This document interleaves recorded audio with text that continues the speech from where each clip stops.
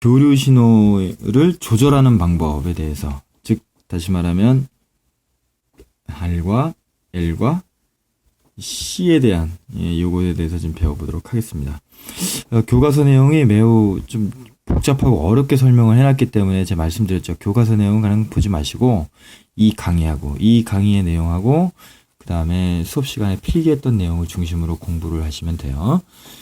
자, 그래서 교류, 먼저 여러분들이 알아둬야 될 게 교류 신호라고 다른 게 뭐냐? 교류 신호라고 하는 거는 전류의 세기가 일정하지 않은 거를 얘기하죠. 예. 시간에 따라서 전류의 세기가 일정한 거를 우리가 뭐라 그래? 이거 직류라 그러잖아요. 교류 신호라고 하는 건 이렇게 일정하지 않고 어때요? 계속 이렇게 변하거나 방향이 바뀌는 거를 우리 교류 신호라고 그러죠. 근데 이 교류 신호가 뭐냐면, 예를 들면 보통 우리 정보 전달에서 소리라든가 빛 같은 거를 이제 보통 어떻게 해요? 이 스피커나 이 마이크를 통해서요. 마이크를 통해서 이걸 뭘로 바꾸죠? 전기 신호로 바꾸죠. 근데 전기 신호로 바꿀 때 이 소리나 빛에 있던 그 신호들은 어떻게 되냐면 이렇게 일정하지 않으면서 방향도 바뀌는 이런 교류 패턴의 그 신호로 전환이 돼서 전달이 되고 나중에 이제 스피커로 다시 요거를 어때요? 소리로 이제 바꿔서 나오는 겁니다. 다시 말하면 교류 신호라고 하는 건 별게 아니고요. 바로 이렇게 소리나 빛, 우리의 그 정보가 어떤 정보가 변환된 신호다. 뭐 이렇게 좀 정의를 하면 될까? 좀 말이 좀 이렇게 좀 적절한 게 생각이 안 나는데 아무튼 그래요. 그래서 이 신호 중에 우리가 원하는 신호만을 또 선택해서 보거나 선택해서 이렇게 듣거나 그렇게 할 수 있는 장치가 바로 RLC 회로인데요. 일단 뭐 이런 것들은 다 차치하고 한번 좀 먼저 각 회로의 좀 특성에 대해서 좀 알아보도록 하겠습니다. C라고 하는 거는 말 그대로 뭐냐면요, 축전기라는 거를 말해요. 보통 이렇게 여러분들 메인보드를 뜯어보시면 원통 모양의 이렇게 다리가 2개짜리 어떤 조그마한 소자가 있어요. 이게 바로 축전기예요. 그 다음에 L이라고 하는 요거는 이제 코일을 말하는데요. 말 그대로 코일이에요. 아주 조그만 코일들을 아주 많이 감아놓은 그 소자가 이렇게 있어요. 이게 코일 소자예요. 2개를 가지고 이제 신호를 조절을 하는데, 예를 들면 여기에 항상 어떤 거는 입력 신호가 반드시 있고, 그 다음에 여기는 이제 입력, 그다음에 여기는 또 뭐예요? 출력이 되겠죠. 출력이 이렇게 입력 신호와 출력 신호가 있겠죠. 여기에서 이제 교류 신호, 빛 신호나 소리 신호가 이제 전기 신호로 바뀌어진 어떤 그 교류 신호가 이렇게 들어오면 C와 이 R은 어떤 특성이냐면요.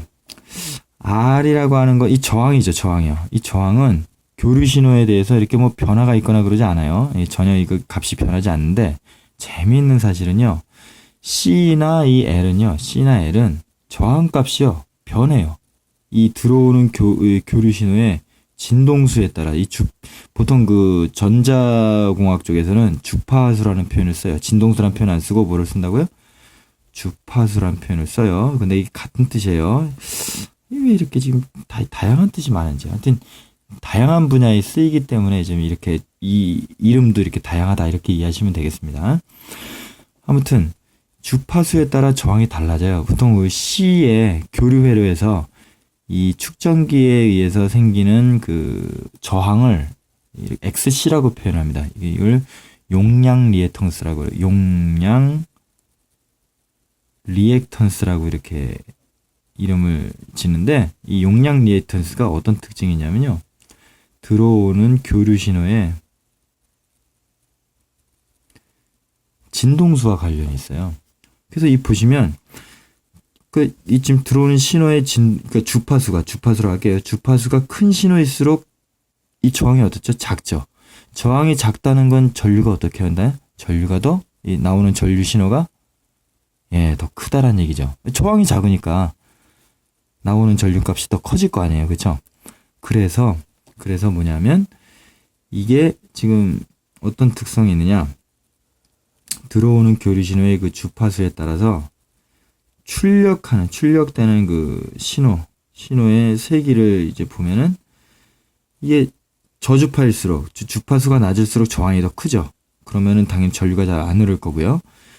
주파수가 크면 저항이 작아지니까 이때는 전류가 더 많이 흐르겠죠. 그래서 이런 식으로 이렇게 되는 형태가 됩니다. 이렇게 돼요. 그러니까 저주파 신호는요, 주파수가 낮은 거는 잘 통과시켜주지 않고 어디요? 고주파로 갈수록 출력 신호 세지가 이제 커지는 걸 좀 볼 수 있으시죠. 이런 특징이 있어요. 이것과 좀 비교해 볼 때 코일 소자가 이렇게 들어가면 조금 달라집니다. 반대가 돼요. 한번 좀 그려볼게요. 이렇게 저항은 뭐 그냥 하여튼 그 전자 소자에는 어쨌거나 그 저항이라는 게 있으니까 전기 저항 같은 게 있을 거 아니에요, 그렇죠? 예, 아무튼 그거를 뭐 통틀어서 쳐도 되고요. 이렇게 있으면 이것도 말 그대로 이거는 이제 그 뭐라고 하냐면 여기는 용량 리액탄스라고 하면 여기는 코일 리액탄스? 이거는 유도 리액탄스라고 보통 얘기합니다. 예, 이거를 근데 이것도 주파수에 따라 달라져요. 이렇게 돼요.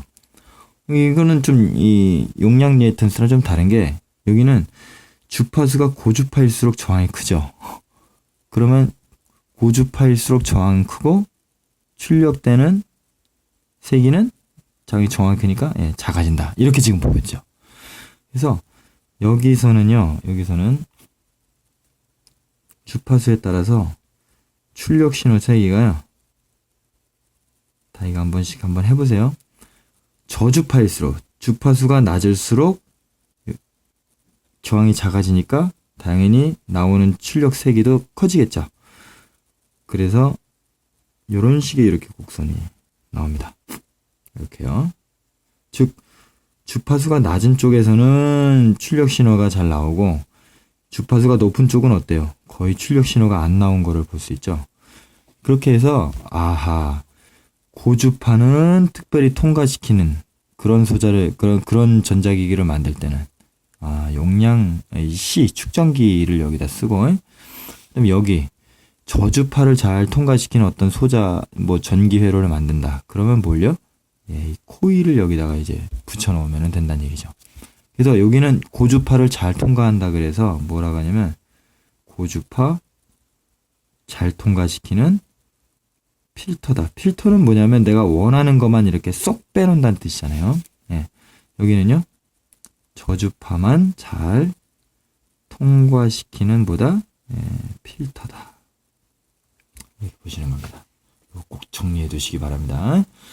그 다음에 또 하나 더 재밌는 거는 이번에는 코일과 축전기 그 다음에 저항을 같이 놓으면 어떻게 될까 하는 거예요.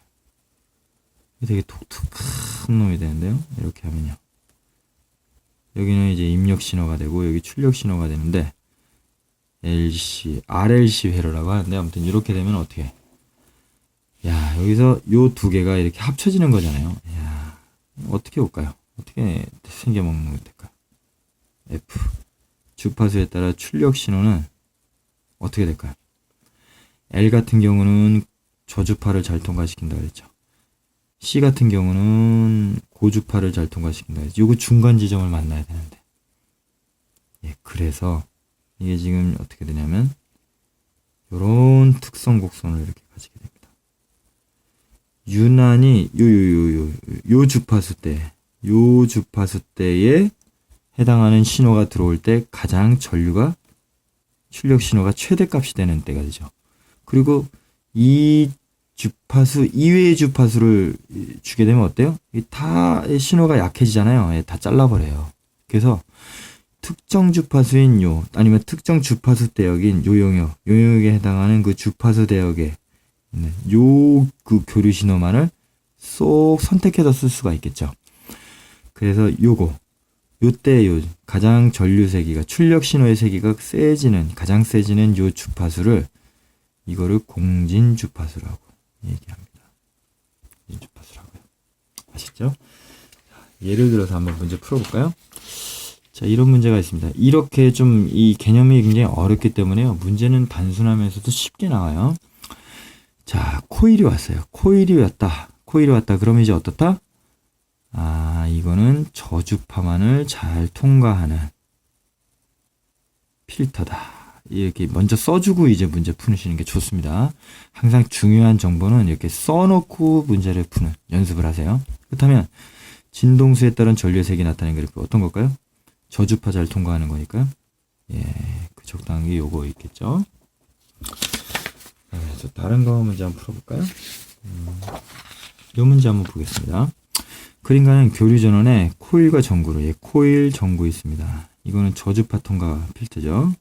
뭐라고요? 저주파 통과. 여기는 축전기가 있네요. C, 이거는 R이죠. 예, 이거는 고주파를 잘 통과시키는 통과 필터 두 개가 지금 같이 지금 제시되어 있습니다.